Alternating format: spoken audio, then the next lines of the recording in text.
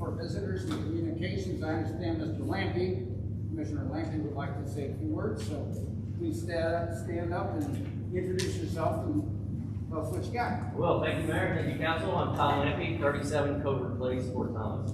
I'm here tonight to acknowledge and to thank Jan for her 36 years of service to the city of Fort Thomas. You may know that I had the privilege of serving City Council here in Fort Thomas for 12 years, and I have firsthand experience of witnessing her knowledge of the law. And I want to tell you, as a council member, it was comforting to us to be confident in our city attorney, knowing that she was going to keep us in compliance, amongst other things. But more importantly than that was the manner in which you conducted yourself. It was always with a smile and always with the most pleasant demeanor. You treated people nicely and with respect, thus earning respect of others as well. You represented our city very well. So it was a privilege to serve with you, and I really want to thank you for everything you've done over the years. And I want to wish you well. And George, I understand, is retired too? Yes. The two of you are something else. And you, I don't know if you should be giving lectures or seminars on city government law or marriage and raising beautiful families. You two are always together, you've been together there in retirement. So really, I want to wish you well. And George, Thank you. thank you. Very good. Speaking of Jan, I think this is a great segue. You just said a great time. Now, I don't have to say anything nice about it. But I do have some gifts. And the first gift I have is something that I know you will cherish forever. It's your name tag. Oh, thank you. In case of choices, we should wear name tags down all the time. Yes, you should. You should. Remember who we are. And also a little card. Well, thank you. And we have a gift for you. And guess what it is? I'm going to guess it's a clock. Yeah, but do you see how big this clock is? It's large. Because you've been here longer than just about everybody else. So we got you a really big clock. Well, thank you. So anyway, Thank you very much. seriously, thank you for everything you got. Tom, you did a great job of Thank you. expressing gratitude towards her about what she's done. You have been wonderful. And we hope the next guy here can do half as good his job as you do, and we will be great. And I know you guys are going to have a blast forever. I know that's what you're going And to now do. can I say something? Yes, Okay. absolutely. I have a very short little thank you. Okay, go Okay. for it. You can sit down. Oh. Yeah. I promise it'll be brief. I just wanted to say that, when I interviewed for this position, I had an 8-month-old son, and I was pregnant with my daughter. And that was a long time ago. And since then, both of those children have married, and I have 4 grandsons. So in 36 years, a lot has happened in my life, personally as well as professionally. Excuse me. And it was so great to work with mayors, council members, administration, police, fire. I mean, everybody has always been very cooperative. If we had a problem, we took it head on and solved it. And we used everybody's input. And I like to think about some of the things that I had a little role in that I'm proud of. Green Street and Pearson Street was one of the first projects I worked on with Jeff Earlywine. And we converted those from rental properties to beautifully restored residential homes. And we ended up with 2 new neighborhoods. And then if you look out the back window, I spent 15 years working with the Veterans Administration to convince them to transfer that property to the city. And we have a whole other neighborhood of beautifully restored homes. We took phone poles out of the middle of town. We put streetscapes in Midway and the Central Business District. We improved our parks amazingly. We took gas stations out of the city. We environmentally remediated them. And we have a pocket park at Highland and Grand and 2 pocket parks at Inverness. And that was another long project. The community came together and worked on a community plan, which I think will be a guiding light for all of you, which I can see you're already embracing and using. The city is forward thinking. In fact, that's why we're here today instead of the city building, because you've been thinking about that. So all in all, it's been, and we have community events. When I started, I think we had the 4th of July parade, and that was really the event of the city. And we have farmers market, we have pumpkin walk, know, we have Christmas walks. I could go on and on. So I think we really started to really get the community involved in the city, which I personally think is an excellent idea. So it's been a great run. I've enjoyed it tremendously. I'm turning over this job to you in good hands, although I did my math, and if he's here 36 years, he will be 95. And he did not commit to that, I don't think. So I just want to say thank you to everybody for everything over the years. Awesome, thank you.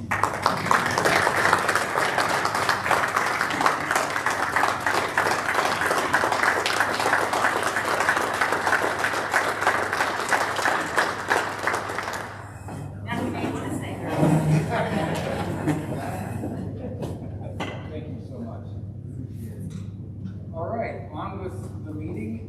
Visitors and communication. I think we have an opportunity. We have a new firefighter. Is that right, Chief? Yes, Mayor, we do.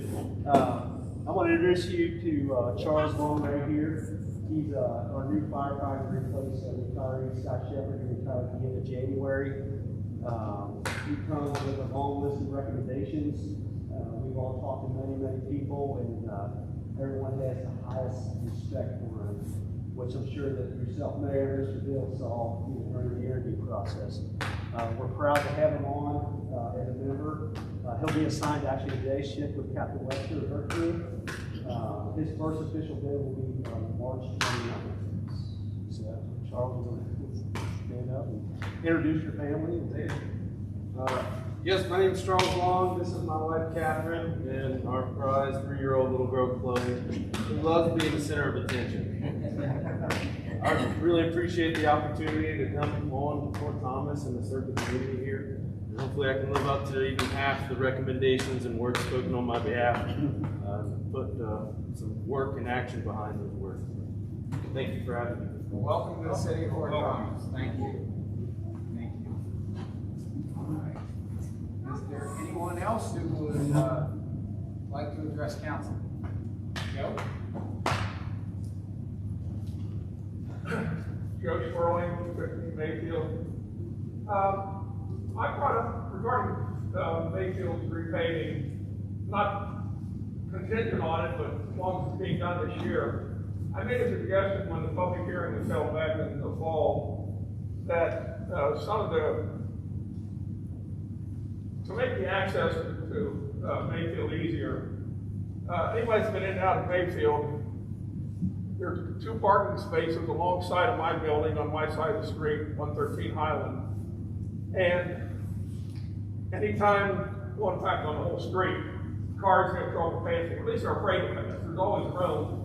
But anyway, my suggestion was to take out the grass strip adjacent to my building where those 2 parking spaces is, to let those 2 cars move further out of the right of way, which makes it clear for 2 cars to go straight through. And it ties right in with my driveway at the end, so it doesn't even need an adjustment. Like I say, I brought this up at the public hearing of Kevin and 1 or 2 of the council members were there. I left it with a large scale illustration of it. But I haven't gotten any feedback other than initially Kevin said, well, they didn't, from initial talks with somebody, they weren't particularly in favor of it. Well, I've been trying to get together with him or someone else for several months. I haven't been able to get any messages back and replies. I just want to meet somebody there, explain it a little better. I wrote up a little illustration here that you can pass around if you want. Like I say, anybody who's been in and out of Mayfield knows that if you've got cars parked there, which they frequently are, they're for the house across the street. I mean, you can take out those park spaces, but they probably wouldn't like it. But anytime you get 2 cars in a row coming in, they're hung out on Highland Avenue if there are cars there trying to get out. And the same way going the other way. So you're not suggesting actually eliminating the parking spaces. You're saying move the curb over to where your sidewalk is, so the parking can still stay there. Right, just for that 40 feet where those two spaces are.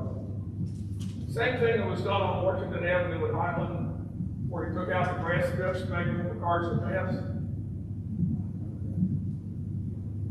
Right below the library.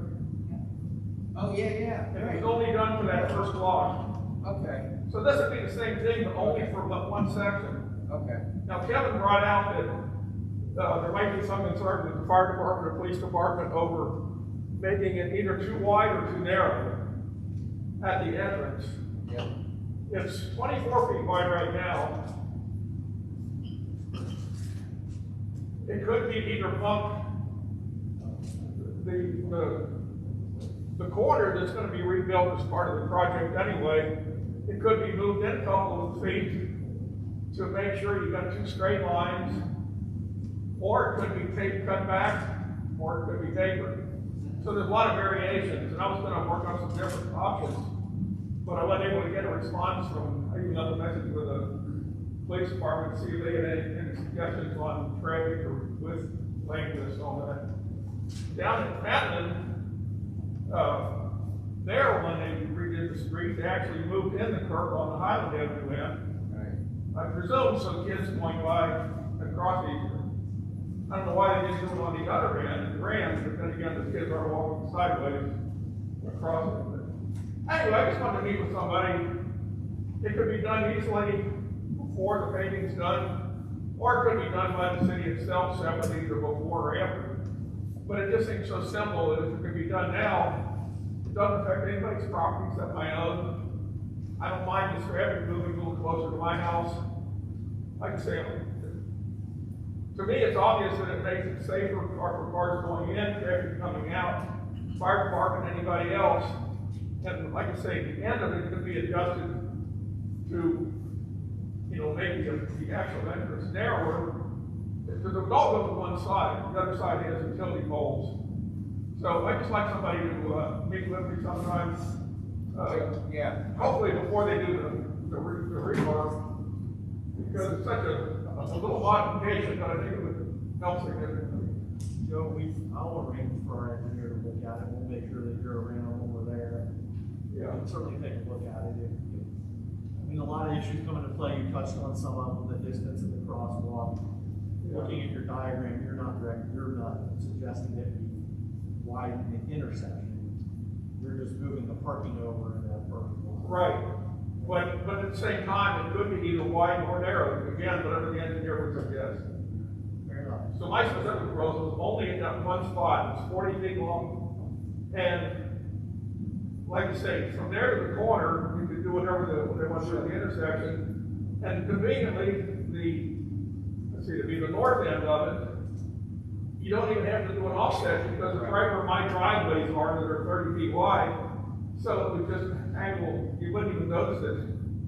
Right. So, anyway, Great idea. just trying to leave I like a physical legacy of a little contribution to the street where I can. Joe, And who knows, maybe sometime in the future they might want to consider similar things further down on other streets. Yeah.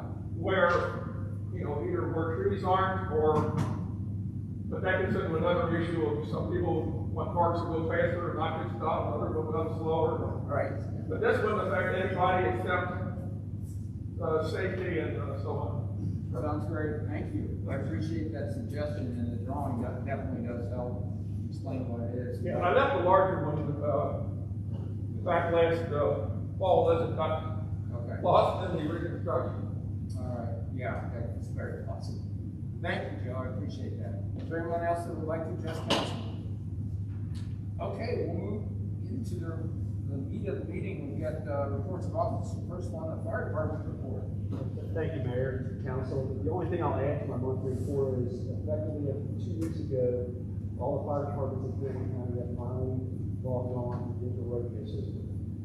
It's been a long time coming, and it's actually been 10 years in the making from the beginning till now, and we're really happy and excited to be on there.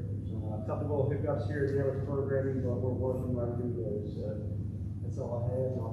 Any questions for us? So the technology isn't obsolete already? Not yet, not yet. No, that's awesome. I'm glad to hear that it's finally out there and working. Is that new technology monitorable by consumer scanners that people?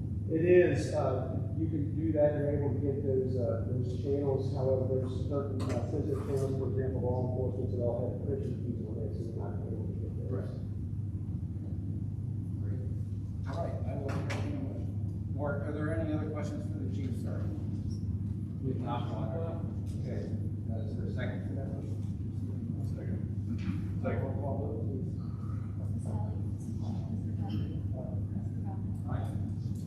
Aye. Aye. Okay, police department report. Good Mayor and Council. I have nothing new to add. Is there any questions about Chief Gilmore's report? I just have one quick question. I'm just trying to kind of get my feet wet here, and I look for some inconsistencies month over month in some of these reports, and I was just curious about the traffic charts. I just noticed in February, and then I guess in January and February, there was a substantial decline in traffic charges year over year from 2020 to 2021. I don't know if there's any line of reason for that. This year, the stats have been all over the place with COVID. Yeah, That's really affected a lot of our stats. And actually, it's really affected us in some positive ways. People working from home, and faster way down. And the radar cameras have made a big difference as well. So, as far as traffic stops and charges, we're trying not to send the officers out to stop everything right now with COVID. Since something really egregious, traffic stop. great point, I appreciate it.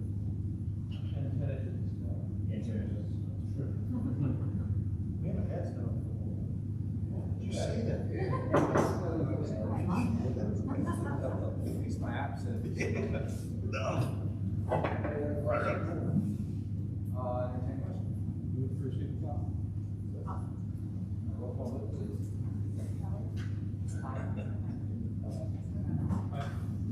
Aye.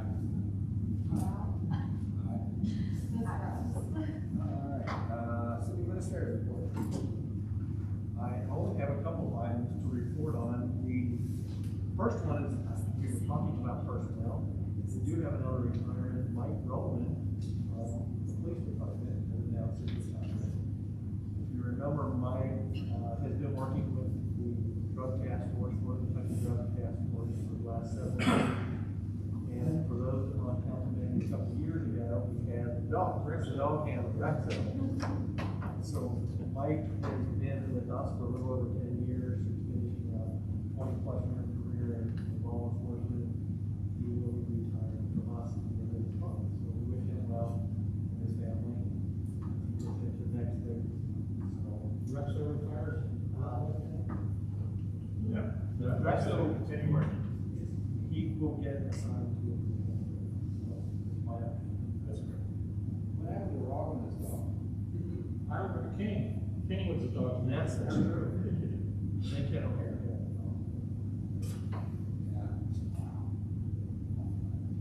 So that's new news for us. So he's retiring at the end of this month. A couple of other items just to talk about a little bit.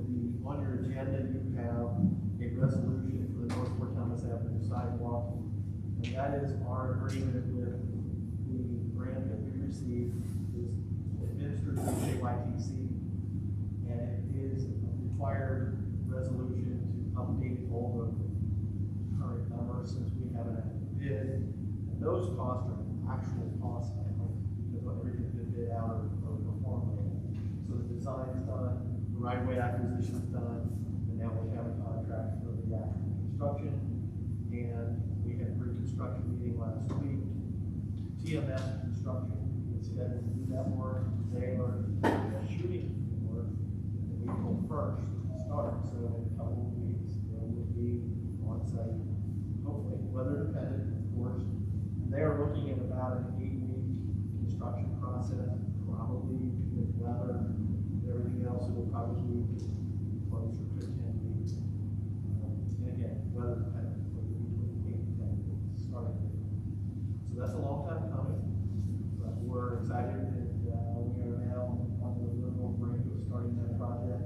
We did send a letter to the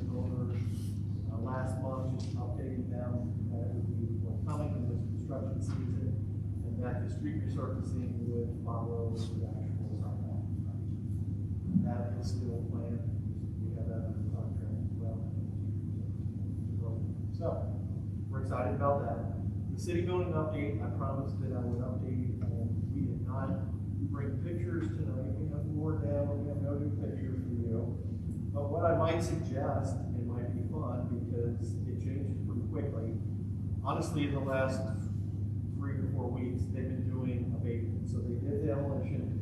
You saw some of that in our last photos in last month. The abatement contractor's been in there, and so there's certain areas they've gone floor by floor, taking out the piping and asbestos on the piping, that kind of thing. They've been able to cut out the piping with the asbestos on it, which makes it an easier process, quicker. You may have noticed that the marble on the front was taken off. That had asbestos in the concrete. Grout. Thank you. In the grout.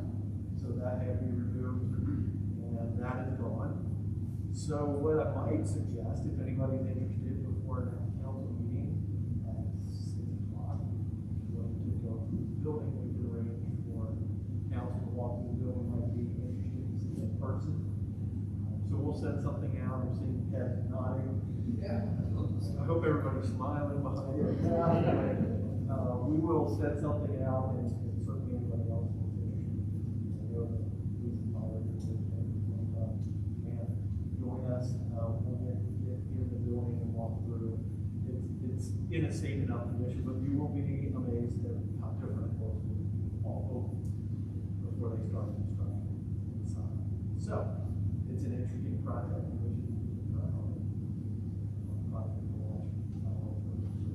We'll plan on that. The last thing I had really was committee meetings. The public hearing for the street program for this year's program is scheduled for Tuesday, March 23rd at 7 o'clock here. So that's coming up next Tuesday. And then we need to schedule a public safety committee for the week of the 29th. So for those members, which is Mr. Blau, Mr. Henry, Mr. Diesel, if I can get open time for you before the week. Those are for your interviews for the week. We will do that before the week. I can be free anytime. I don't have a Jeff meeting. What about that? So you want to talk about it now or after? We can wait on this. All right. I think we have 2 openings, and we'll have a number of interviews set up for 2 positions for the time. I don't think I have anything else to update on. Unless anybody has any questions for me. I have one. The sidewalk contractor, is there language in their agreement that puts them under the gun to stay within that time frame, or any penalties for exceeding that time frame? Because if we have to wait for them before we do the street, Yeah, they haven't performed by duty, so yes. so no concerns about. I think they start April 1st, they'll get the mark.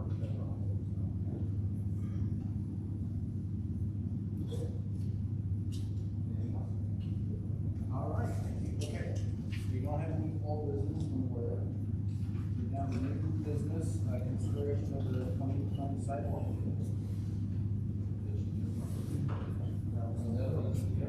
So we have put out the bid, contract for last year's program, the 2020 program, for the streets that are outside of Crowell in that last year's program. It gets confusing for me and for staff when we have concurrent years running at the same time here. Concurrently, I should say, 2 years. But the 2020 program that was approved late last year is now taking place construction. Doubling up and having our workload for public works, we had to bid out some of the sidewalk work, and that's what this bid is. So it's from last year's street program, and it would be Beechwood, Robson, Greenwood,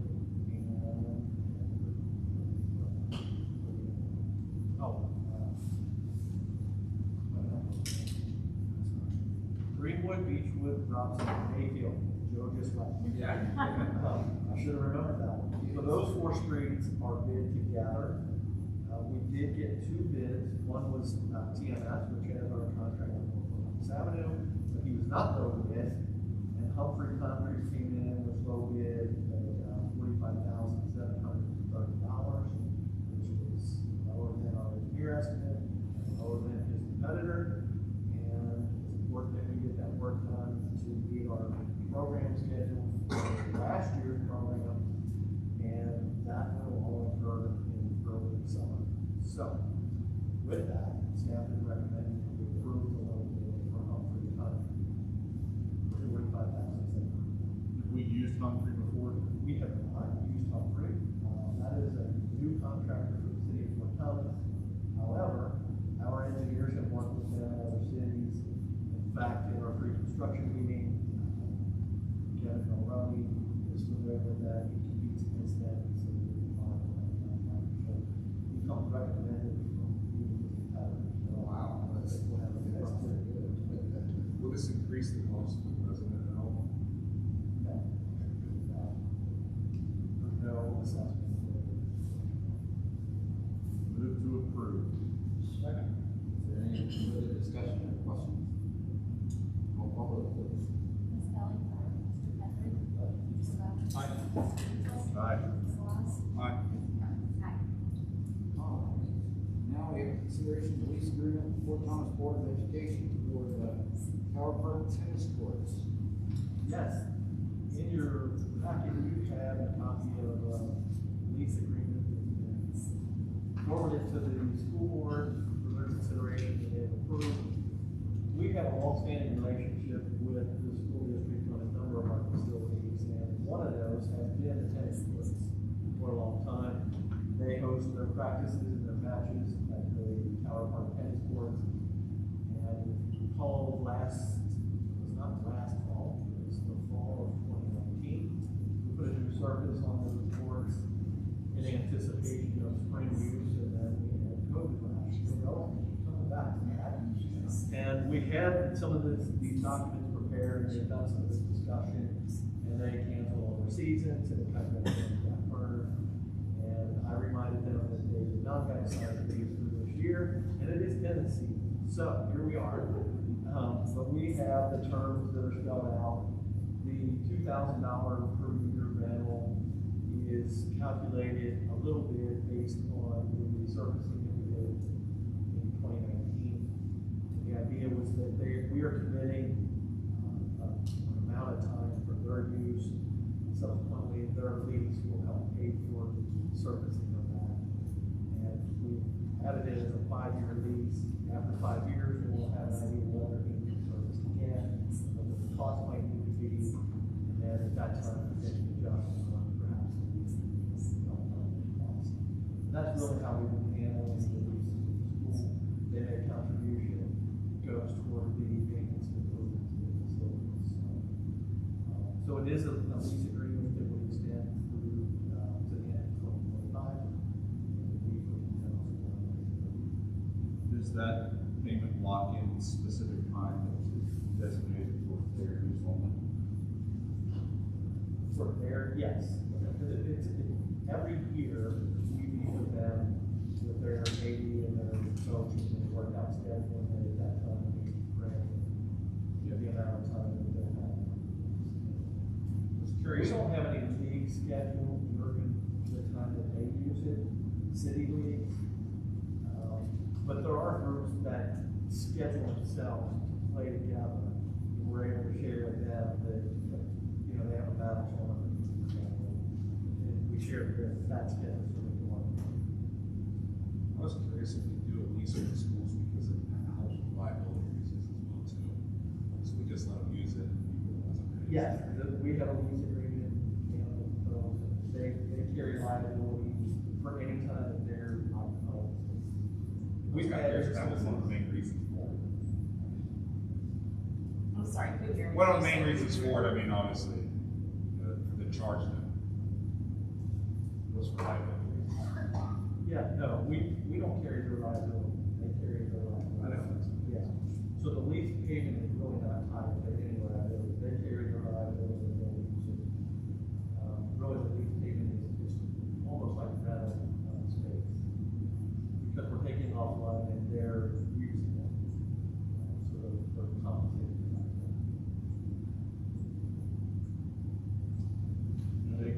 that amount? Yes. Motion. Move to approve. Is there a second? Any further discussion? I'm just adding, it's really awesome, it's obviously a great deal. I remember the test team used it 15 years ago when I was in high school, but the fact that you guys put a surface on it and you got all these improvements up here, it's really something to be proud of, especially when people come outside and play with these games and everything, so. Yep. I can tell you the input we get about our boards, for public courts, they're in really good shape, but the setting is what people want. Yeah. Being in the middle of a park with trees instead of parking lots and stuff around it. So, yeah, people really appreciate the fact that we have these types of things.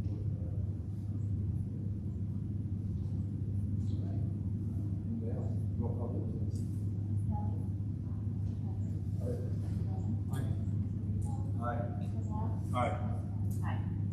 Awesome. Okay, now the finance committee report on disbursements.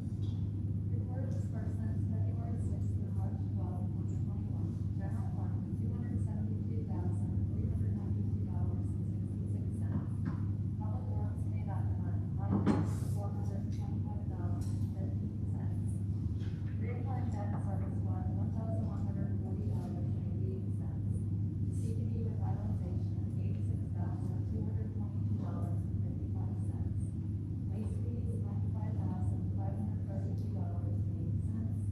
Police and fire pension fund, $1,592.07. Federal $466,233.11.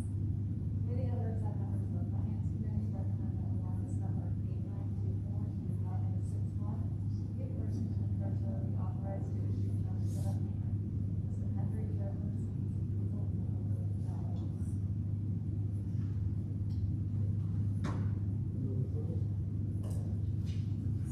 Second. Roll call, please. Mr. Henry. Mr. Henry. Mr. Lund. Aye. Mr. Beagle. Aye. Mr. Glass. Aye. Mr. Rock. Okay, we're down to ordinance resolutions and orders. First one, ordinance about personnel policy. This is a summary of ordinance 001/2021. Ordinance amending ordinance number 012/2016, adopted on December 19, 2016, and ordinance number 002/2019, adopted on March 18, 2019. Amending personnel policies and procedures manuals by adopting our revised health insurance labor structure and updating employee per diem rates. This provides for reimbursement to employees who decline health insurance coverage by the city and reimbursement of meals based upon the current rates outlined by the U.S. Federal Services Administration. I have a question about that. Are there designated rates for meals? I know we took them out of our local ordinance, but are there designated rates for meals that are published? So there's no confusion for the people that are using them? They are listed on the, they are listed on the, that it's pretty standard. There's a standard base amount, and then there are different amounts based on geographic location. So I would say the overwhelming majority of the time we're going to use the base standard. So this doesn't happen all the time. We'll naturally discuss it with whichever person from the department is going to a training or anything like that. But there is a rate out there, and it is public, and it is updated. Yeah, well, my concern is not the amount, because I'm sure that we will not be too aggressive with that. It's making sure that the person using it knows the standards, so they don't over, because it causes all kinds of issues. Yeah, they're reviewing on a case by case instead of being issued with. Gotcha.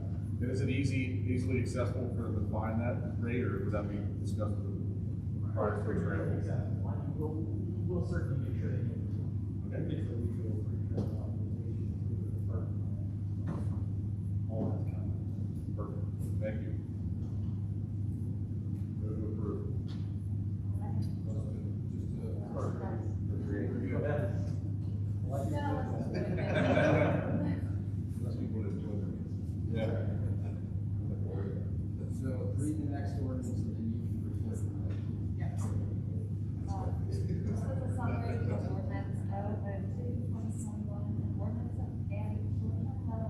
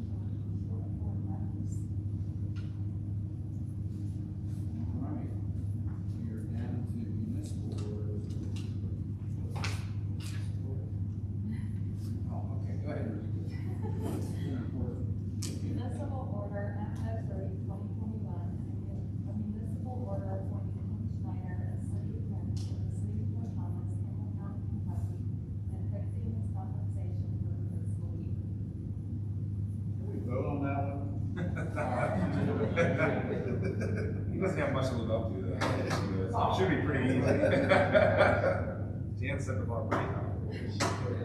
Actually, Tim, well, thank you so much, but yes, we can vote on it. Would someone like to make the I'm motion? gonna abstain. Move to approve. Is there a second? Is there any discussion? Yeah, nobody wants to talk about it, Tim. Okay. He's an attorney. We can call Ms. Kelly. Mr. Henry. Mr. Bowden. Mr. Beazle. Aye. Mr. Blau. Aye. Aye. That was easy. Yeah. Unanimous. Welcome, Tim. Well, thank you. Well, looking forward to working with We're gonna put you to work today. everybody. Municipal order 4.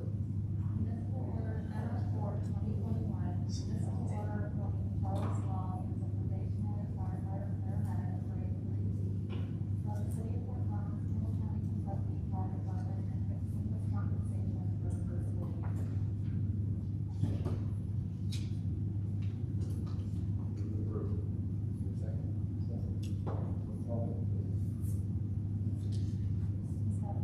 Mr. Henry.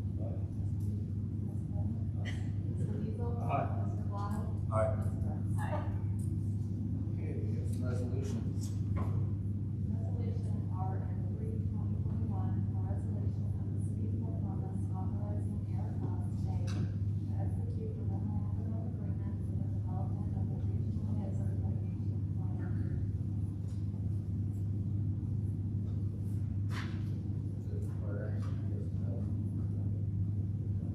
Yes. On resolution, okay. Move to approve. Is there a second? Any discussion? Roll call vote. Ms. Kelly. Mr. Henry. Mr. Bennett. Aye. Mr. Beazle. Aye. Mr. Blau. Aye. Ms. Burns.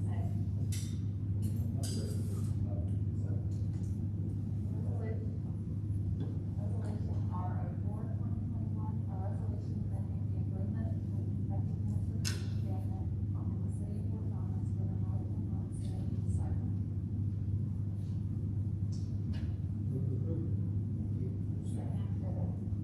Roll call vote, please. Ms. Kelly.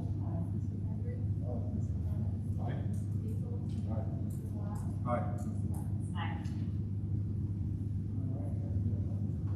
Sure, let's do it.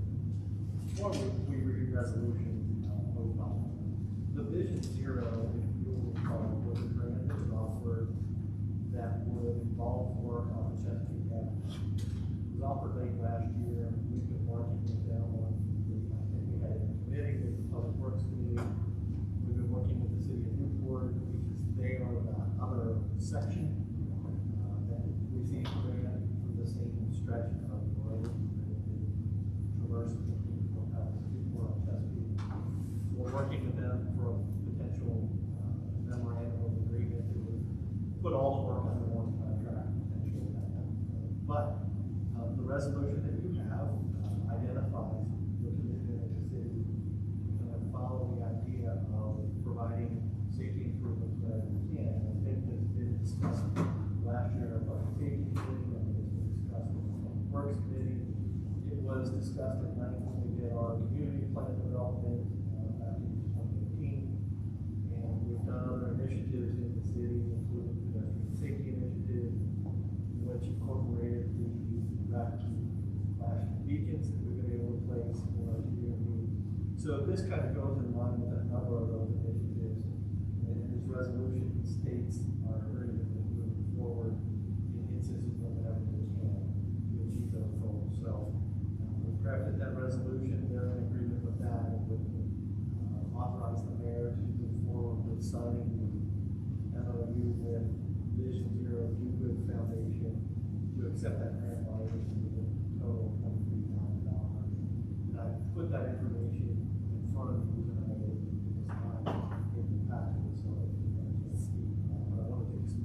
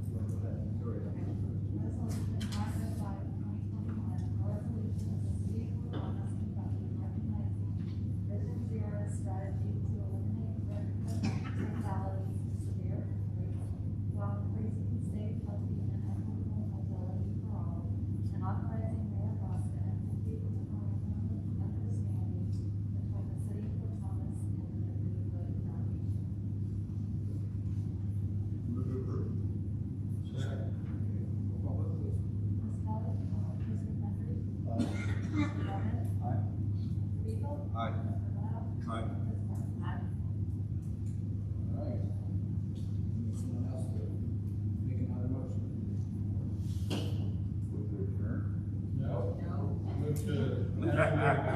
Sorry, nice try. Good. Okay, move to enter into executive session, in accordance with KRS section 61.810, 1B for deliberation and future acquisition or sale of real property by public agency. Now, does that need a second? Can you add, because discussion in the open meeting would likely affect the value of the property? That's actually in the open meeting section. Okay, because the discussion in an open meeting could potentially affect the value of the property. Thank you. Now, do we need a vote on that, Jan and Tim? Do we need a vote on that? Yes, it's a motion, yes. I'll second. I was just seeing after 36 years if you do. I was in a shot today, I'm not that far. Some help there. Okay, so that was the motion. Is there a second? I'll second. Okay, roll call vote, please. Ms. Bell? Mr. Guthrie? Mr. Robin? Aye. Mr. Beazle? Aye. Mr. Moore? Aye. Aye. All right. That's the restroom? We are, session. So we'll convene, there, and we'll come back into the meeting before we. Congratulations. Meet with the union, that's not an order. When you get into discussions or hearings, which might lead to, this is for personnel, appointment, discipline, or dismissal. And then you get into students, we're not interested in the students. Between a public agency and a business entity regarding a specific proposal, if the open discussion would jeopardize the siting, retention, expansion, or upgrading of that business. So it's pretty sensitive. You don't want the world to know what you're maybe trying to. The rest of it, you don't care about state level cabinet meetings, general assembly meetings.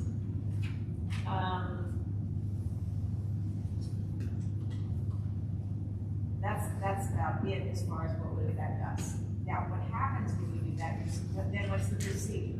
The procedure is, you have to give the notice like you do, you make the motion, and you tell the general nature of why you're going into closed session, the reason, and the specific provision. That's why Ken gave, the section and the subsection. You need a motion, and you need a majority to go into closed session. No final action.